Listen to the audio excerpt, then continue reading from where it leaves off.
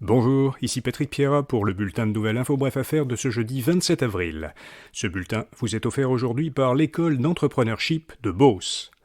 La Banque de l'infrastructure du Canada prête 220 millions de dollars à Flow, une filiale de la société AdÉnergie de Québec, pour qu'elle installe d'ici 2027 2000 bornes publiques de recharge rapide à travers le Canada.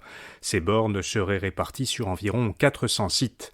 Elles permettraient de recharger à 80% en 15 minutes la plupart des véhicules électriques. L'ajout de ces nouvelles bornes devrait presque doubler le nombre total de bornes de recharge rapide publiques disponibles au Canada. Le gouvernement du Québec dote le programme Impulsion PME d'un budget de 120 millions de dollars pour les 4 prochaines années. Ce programme a été lancé il y a 2 ans pour aider les jeunes pousses au stade de pré-commercialisation à susciter l'intérêt d'investisseurs. Les startups admissibles peuvent recevoir une somme allant de 250 000 dollars à 1 million de dollars sous la forme d'un prêt convertible en actions. Mais pour recevoir ce prêt, les entreprises doivent obtenir en parallèle de l'investissement privé pour un montant équivalent au prêt. Des 100 000 produits vendus sur le site du panier bleu, seulement 600, soit moins de 1%, sont certifiés produits du Québec, a indiqué hier le ministre de l'Économie Pierre Fitzgibbon. À son lancement, au printemps 2020, le panier bleu devait promouvoir des produits québécois, mais le site est plutôt devenu une vitrine pour les commerçants du Québec, mais dont les produits n'ont pas nécessairement été fabriqués au Québec.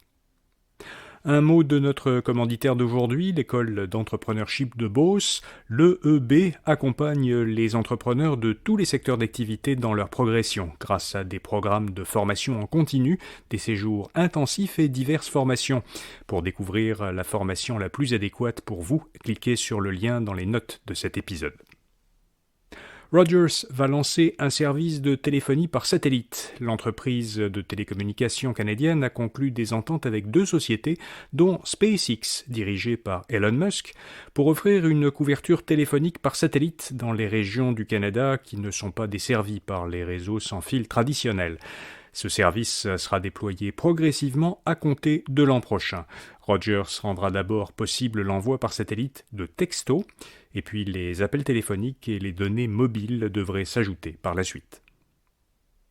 Et puis, une autre banque américaine connaît d'importantes difficultés.